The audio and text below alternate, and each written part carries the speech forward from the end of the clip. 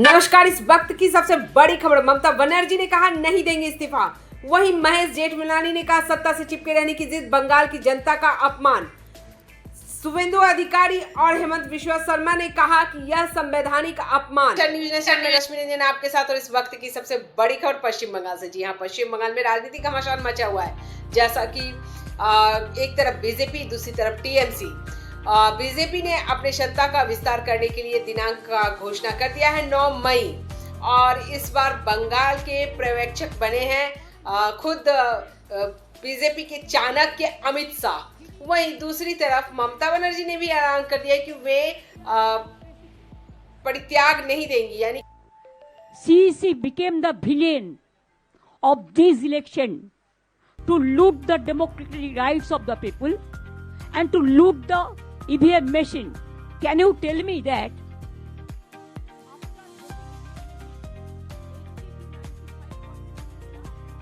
को लेकर एक नया विवाद शुरू हो गया, जिसमें शुभेंदु अधिकारी जिन्होंने ये कहा कि यह संवैधानिक अवहेलना है, और बिल्कुल सही है, क्योंकि एक जब जनता की जनमत से आप संविधानिक अधिकार नहीं रखते तो आपको गरिमामय पूर्ण होकर इस पद को परित्यक्त कर देना चाहिए। लेकिन ममता बनर्जी कहीं ना कहीं इस मोह में बंधी हुई है, या वे इस हार को एक्सेप्ट नहीं कर पा रही हैं। तो इसके लिए उन्हें हाई कोर्ट जाना चाहिए, सुप्रीम कोर्ट जाना चाहिए, ऐसा जेठमलानी जी ने कहा। जी हाँ, वरिष्ठ अधिवक्ता जेठमलानी ने कहा, महेश जेठमलानी ने कहा कि सत्ता से चिपके रहने की जिद बंगाल की जनता का अपमान है। जी हाँ, जेठमलानी जी के अनुसार ममता बनर्जी ग्रेसफुली पद छोड़ना नहीं जानती हैं।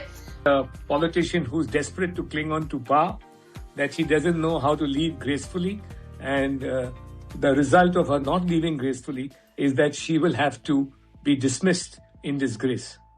It's not a constitutional crisis. It just shows that it just puts Mamta Banerjee in very poorer light than she's ever been before, because now after having a massive electoral verdict against her, she is deciding to interpret the electoral mandate on her own. It's not her job. It's a great insult to the people of West Bengal to do that, to pretend that she's indispensable and she could never have lost, and she's lost for reasons which she's not able to establish. If she does feel that she has lost unfairly, then the only person she can go to is the Supreme Court or the High Court of West Bengal and file an election petition. नहीं जानती हैं, वो ये संवैधानिक मर्यादा को बनाए रखे।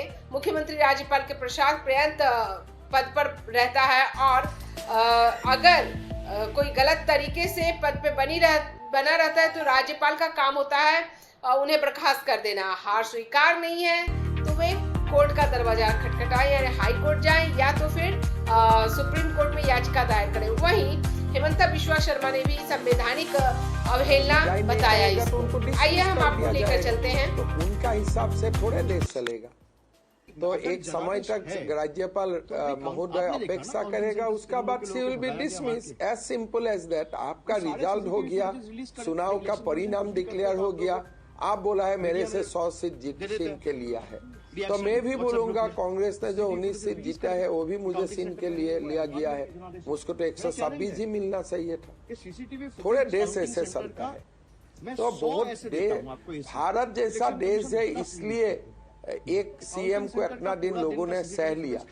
आपका बॉर्डर में आप फेंसिंग करने नहीं देते हो, रिलीज कर दे, मीडिया में दे देते हैं। वहीं अभिषेक बनर्जी ने मीडिया से बात की, फुटेज रिलीज कर दे।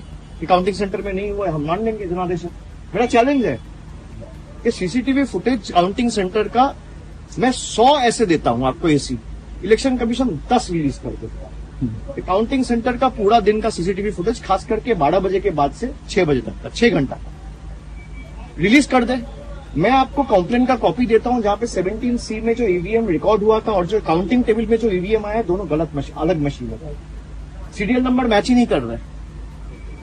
मैं देता हूं आपको, चिट्ठी भेजता हूं मीडिया ग्रुप में अभी, और ये आज मैं नहीं दे रहा हूं, कल हमारे काउंटिंग एजेंसी आरओ को दिया है, जहां पे मान लीजिए वोटिंग मशीन्स जो पूरा दिन आप ये कैमरा पर यूज कर रहे हो, बूम यूज कर रहे हो, भाई इसको आपको चार्ज तो करना पड़ता है। 12 घंटा मशीन यूज हुआ है, जिसका चार्ज खत्म हुआ 50%, 55%, 59%, 60%, 90% मशीन्स वेर 92%, 93%, 95% चार्ज। ये कैसे संभव है? तो जनादेश है तो आप ये सार्वजनिक कर दीजिए, हम मान लेंगे जनादेश है। और जनादेश चाहे तृणमूल को 80 सीट मिले, 8 सीट मिले, 100 मिले, 150 मिले या 2 मिले, भाई हम वो सर झुका के लोग जो आदेश देंगे हम वो मानेंगे, और लोकतंत्र का यही खासियत है। लेकिन जिस तरीके से आपने माहौल बना के लोगों को वोटर लिस्ट से बाहर करके जोर जबरदस्ती, कभी ईडी, कभी सीबीआई, कभी एनआईए से जिनको नोटिस दिया, और ऐसे भी लोग हैं जो काउंटिंग एजेंट्स थे कल, उनको भी नोटिस दिया ताकि वो काउंटिंग में नहीं आ पाए। खाली आप चुनाव आयोग को बोलो कि भाई मैं 100 नाम देता हूं, आप 12 से लेकर 6 बजे तक का सीसीटीवी फुटेज रिलीज कर दो। सीसीटीवी तो था ही, मैं गलत प्रूव हो जाऊंगा आपके सामने आकर।